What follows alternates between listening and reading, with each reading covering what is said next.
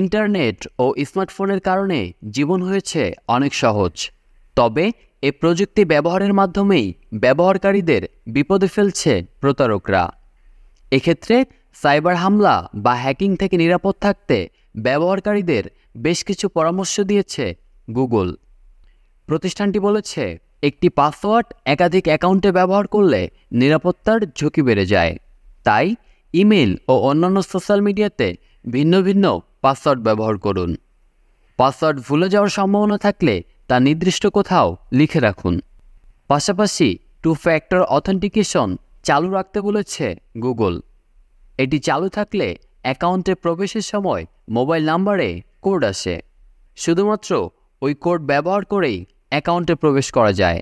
ফলে অ্যাকাউন্ট হ্যাকিংয়ের হার কমে যায় অনেক গুণ।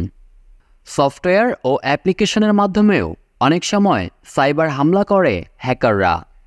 সফটওয়্যার ও অ্যাপ্লিকেশনে থাকা বিভিন্ন ত্রুটি সমাধানে নিয়মিত আপডেট নিয়ে আসে প্রতিষ্ঠানগুলো। নিরাপদ থাকতে ব্যবহার করা সফটওয়্যার ও অ্যাপগুলো নিয়মিত আপডেট করার পরামর্শ দিয়েছে গুগল। সেই সাথে মোবাইলের লক স্ক্রিনে শক্তিশালী পাসওয়ার্ড ব্যবহার করতে বলেছে গুগল। নিরাপদ থাকতে পাসওয়ার্ড ব্যবহারের পাশাপাশি ব্যবহার করতে পারেন ফিঙ্গারপ্রিন্ট।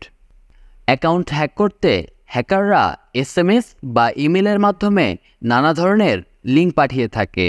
সাইবার হামলা বা হ্যাক থেকে বাঁচতে অপরিচিত ব্যক্তির সন্দেহজনক লিঙ্কে ক্লিক করা থেকে বিরত থাকতে পরামর্শ দিয়েছে গুগল।